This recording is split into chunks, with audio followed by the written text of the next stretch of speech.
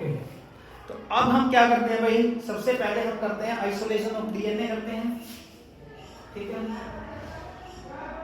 Isolation of DNA, DNA को isolate किया, यानी कि कोई भी सेल आपको मिला जहां पर कोई भी ऐसी जगह है जहां कोई इस तरीके की घटना हुई है, मान लो मर्डर हुआ है या कुछ भी हुआ है, तो हम क्या करेंगे, हेयर फॉलिकल है आपका, या हम क्या कर सकते हैं, ब्लड, या फिर सीमन, या कोई भी नॉर्मल सेल, स्किन सेल, यहां से डीएनए आइसोलेट कर लेंगे। डीएनए आइसोलेट करने के बाद हमें पता है कि हमें क्या स्टडी करना है, हमें सैटेलाइट डीएनए स्टडी करना है। तो उसके लिए हमें क्या करना पड़ेगा, डीएनए निकालने के बाद उसको छोटे छोटे फ्रेगमेंट्स में काट दिया जाएगा, ठीक है। तो इसको हम क्या करते हैं, restriction endonuclease, restriction endonuclease. Restriction endonuclease क्या है, बेसिकली ये है केमिकल या molecular scissor, molecular scissor, cut the, जैसे मान लो इसके अंदर हम क्या करते हैं, एक एक करके सारे क्रोमोसोम की स्टडी करते हैं, ठीक है। मान लो हमने क्रोमोसोम एक को हम स्टडी करते हैं, मान लो हम क्या करते हैं, क्रोमोसोम एक को स्टडी करते हैं, ठीक है ना, cut the extra part of chromosome, extra part of chromosome. तो अब हम क्या देखते हैं, हमारे पास ये साइड के ऊपर इस प्रकार से हमने क्रोमोसोम 1 लिया, क्रोमोसोम 1 लिया A% का। इसके ऊपर जस्ट इमेजिन कि हमारे पास कितने VNTR हैं, 1 2 3 4 5, 1 और 2, ठीक है, पेयर में है ना क्रोमोसोम। अब हमारे पास क्या है, अब हमने B% का क्रोमोसोम लिया, यहां पर क्या है, 1 2 3 4 5 6 7, और यहां पर एक ही है, ओके। अब मान लो कि जो हमें वहां पर सैंपल मिला है, जो वहां पर हमें सैंपल मिला है, ठीक है ना, उसका 1 2 3 4 5 6 7 उसका सीक्वेंस ये है। अब यहां पर तो हमें दिख रहा है कि भाई ठीक है, इसका और इसका सैंपल मैच हो गया, और हम बोल देते हैं कि हाँ भाई चलो ये मर्डर है, लेकिन ऐसा नहीं होता। हमें अभी तक ना तो इसके ऊपर रेपिटेटिव यूनिट्स का पता होता कितना है, और ना हमें ये पता होता है, ये मतलब हम क्रोमोसोम के अंदर नहीं देख सकते किसी भी डिवाइस के द्वारा कि हाँ भाई चलो इसके अंदर देख लेते हैं कितने रेपिटेटिव यूनिट है। ये हमने जस्ट समझने और समझाने के लिए इमेजिन की है स्थिति। अब क्या होगा, जब हम रेस्ट्रिक्शन एंडोन्यूक्लिएज के द्वारा, अभी तो हमें सिर्फ क्या मिलेगी, एक सीक्वेंस का पता चलेगा कि जो VNTR की सीक्वेंस है वो यहां से यहां तक है।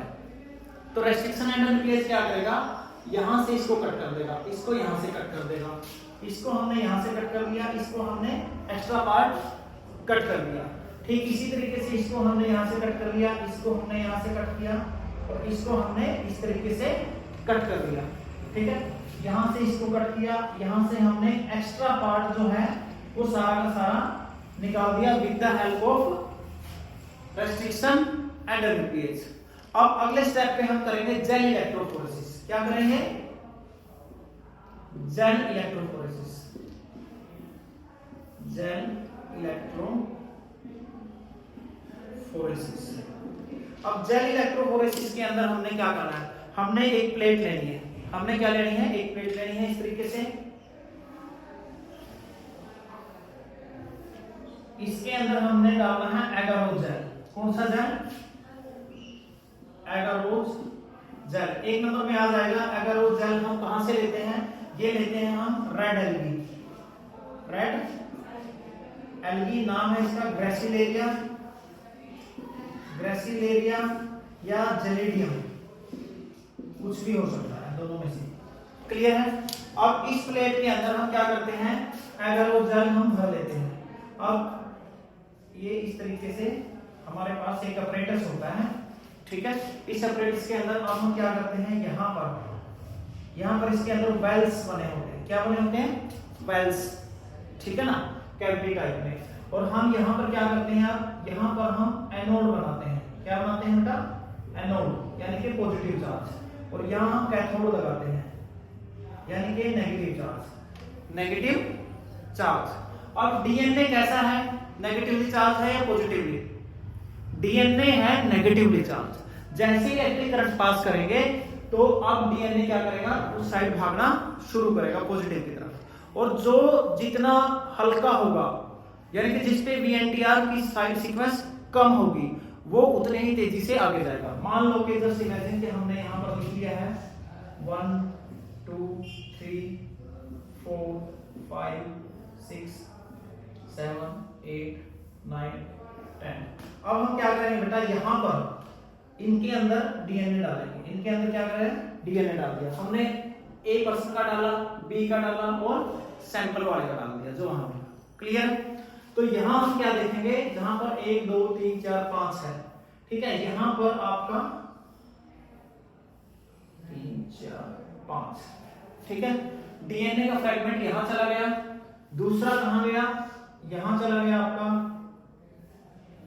उसके बाद ये सैंपल हम देखेंगे 1 2 3 4 5 6 7, ये मान लो कि हमारा यहां चला गया।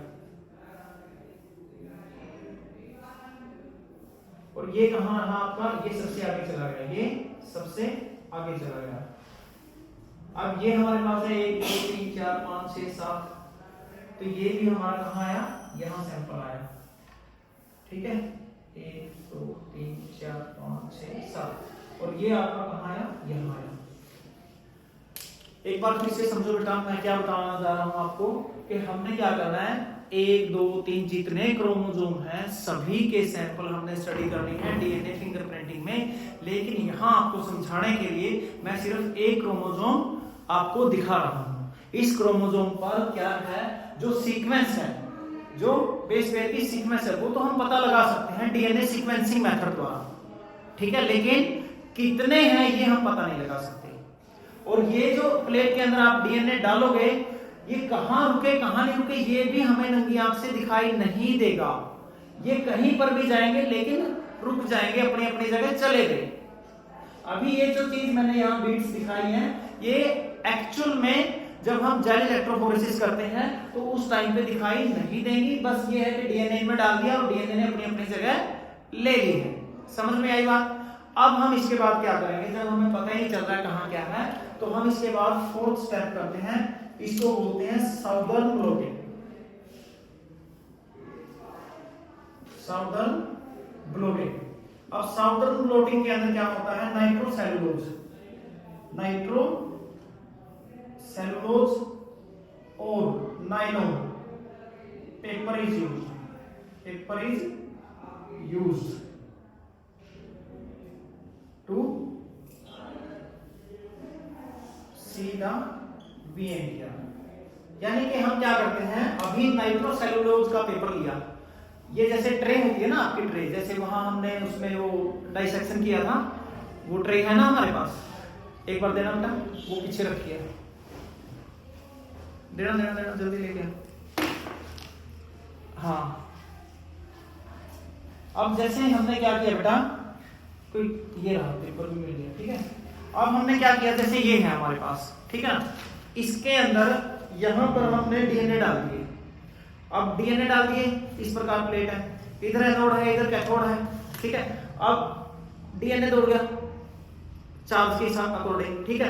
अब इस प्लेट में हमें ये नहीं पता चलेगा कि कहां पहुंचा कहां नहीं पहुंचा, तो हम क्या करते हैं, एक इस प्रकार से नाइट्रोसेलुलोज का पेपर लेते हैं। उस नाइट्रोसेलुलोज के पेपर को हम क्या करते हैं, इसके ऊपर रख देते हैं, ऐसे रख दिया। अब ये तो ऐसे रखिए ना एक्चुअल में, तो अब क्या होगा, जो कैपिलरी एक्शन है उसके माध्यम से आपका डीएनए का फ्रेगमेंट कहां जाएगा, इसके ऊपर आ जाएगा। और जब हम इसको देखेंगे तो सारे के सारे फ्रेगमेंट इसके ऊपर होंगे। कहां होंगे, जहां ये है, सेम जगह पे नाइट्रोसेलुलोज। यानी कि ये साउदर्न ब्लोटिंग आपकी यही होती है कि जो वीएनटीआर जहां जो पहुंचा हुआ है, बस एक पेपर लेना है और इसके ऊपर रख देना है। वो पेपर आप उठाओगे तो सारी चीजें आपको इसके ऊपर मिलेगी। लेकिन अभी भी दिखाई कुछ नहीं देगा, दिखाई कुछ नहीं देगा। तो फिर अब हम क्या करेंगे देखने के लिए, फिर से हम क्या करेंगे, अब हम करेंगे रेडियो एक्टिव प्रोब लेंगे। अब क्या लेंगे अगले स्टेप में, हम hybridization of radio active probes. अब ये बात समझो बेटा, आप क्या है, प्रोब का मतलब ये होता है खोज करना। अब हमने क्या किया, अब हमें ये पता लग गया कि डीएनए सीक्वेंसिंग द्वारा हमारे पास क्या है, डीएनए सीक्वेंसिंग के द्वारा हमारे पास जो VNTR है उसकी सीक्वेंस है। मान लो हमारे पास AGCT की सीक्वेंस है, तो इसके कॉम्प्लीमेंट्री तैयार करेंगे हम। इसके कॉम्प्लीमेंट्री क्या हो जाएगा, A का क्या हो जाएगा T, G का क्या हो जाएगा C, C का G और T का A। ये हमने तैयार किया एक VNTR। अब इसको हम क्या करेंगे, इसके अंदर हम रेडियो एक्टिविटी डाल देंगे, इसको रेडियो एक्टिव कर दिया। क्या कर दिया, रेडियो एक्टिव। इसी प्रकार सबके बेस सीक्वेंस के कॉम्प्लीमेंट्री हमने डाले, और फिर हमने क्या किया, इसको जो आपका सेलुलोज पेपर पर जब आप चीजें आ चुकी हैं तो उसके ऊपर डाला, तो क्या होगा, ये सारे के सारे कहां जाएंगे, अपने अपने कॉम्प्लीमेंट्री के पास चले जाएंगे। तो इस प्रोसेस को बोलते हैं हाइब्रिडाइजेशन ऑफ रेडियोएक्टिव प्रोब। हाइब्रिडाइजेशन का मतलब है to pair up of the complementary VNTRs। जो VNTRs हैं वो अपने कॉम्प्लीमेंट्री के पास जाके चिपक गए, ठीक है ना। Binding of complementary base sequence with VNTRs। अभी एक स्टेप दूर है हम, जब हमें क्या दिखेगा, ये सारे के सारे इनकी एग्जैक्ट पोजीशन दिखेगी, तो उसके लिए हम क्या करते हैं, अगले स्टेप में हम क्या करेंगे, यूज रेडियोग्राफी टेक्निक। अब हम क्या करेंगे, यहां पर आपके पास क्या है, ये नाइट्रोसेलुलोज का पेपर है बेटा, जिसके ऊपर हमारे क्या रखे हैं, जिसके ऊपर हमारे VNTRs आ रखे हैं। जैसे मान लो एक आपका यहां रखा है, ठीक है, इसमें कितने कितने हैं, 7 हैं, 1 2 3 4 5 6 7। यहां पर भी आपके इस प्रकार से हैं 7। उसके बाद हमारा यहाँ पर 5, 1 2 3 4 5, फिर हमारे इस प्रकार सीक्वेंस आ रखे हैं, ठीक है। तो अब हम क्या करेंगे, इसके ऊपर रखेंगे एक्सरे फिल्म। क्या रखेंगे, एक्सरे फिल्म। जब हम एक्सरे फिल्म देखेंगे तब हमें पता लगेगा कि भाई कहां पर क्या है और इसके पास कितने VNTRs हैं। तब हम देखेंगे कि भाई यहाँ पर जो A है, जो B है और जो आपका सैंपल वहां मिला है। अब आप देखोगे ये 7 है, ये 7 है, ये 1 है, ये 1 है। समझ आएगा, आपको पता है ना कि किस वेल के अंदर आपने किसका DNA डाला था। तो यहां पर अब B क्या है, B क्या है, मर्डर है, B ने ही खून किया है, B ने ही खून किया है। समझ आएगा। तो इस प्रकार से हम क्या कर सकते हैं, DNA टेक्निक द्वारा, DNA फिंगरप्रिंटिंग द्वारा क्रिमिनल केसेस को सॉल्व कर सकते हैं। एक बार फिर से दिमाग खोल लो, अगर बीच में कोई सो गया हो तो उठ जाओ, ठीक है ना रानी, सही तो नहीं, ओके। पहली चीज, सबसे पहला के फंडा क्या है DNA फिंगरप्रिंटिंग का, एलेक्स जेफरी आई, उन्होंने बोला 99.9% DNA सेम है, 0.1% अलग है, उसको हमने नाम दे दिया सैटेलाइट DNA। सैटेलाइट DNA फिर हमने देखा एक मिनी सैटेलाइट है, एक माइक्रो सैटेलाइट है। मिनी सैटेलाइट को इस्तेमाल किया हमने DNA फिंगरप्रिंटिंग में, उसके अंदर ग्वाइनिन और साइटोसिन का क्या था, बेस पेयरिंग ज्यादा थी, ठीक है। उसके बाद हमने उसके रेपिटेशन देखे, बेस सीक्वेंस देखे, वो हो जाएगा। उसके बाद फिर हम आगे बढ़े कि जो DNA है पूरा का पूरा प्रोटीन कोड नहीं करता, उसके अंदर क्या होता है, जंक DNA होता है। क्या होता है, जंक DNA। उसके अंदर जो सीक्वेंस होती है बेस पेयर की, उसके अंदर चेंजेस होता है, म्यूटेशन वगैरह हो सकता है किसी भी वजह से, वो सबकी अलग अलग मिलेगी, वो सबकी अलग अलग मिलेगी। क्लियर। तो अब हम फिर आगे चलते हैं प्रोसेस के। प्रोसेस के अंदर हमने DNA आइसोलेट किया, DNA आइसोलेट करके रेस्ट्रिक्शन एंडोन्यूक्लियस द्वारा काट लिया।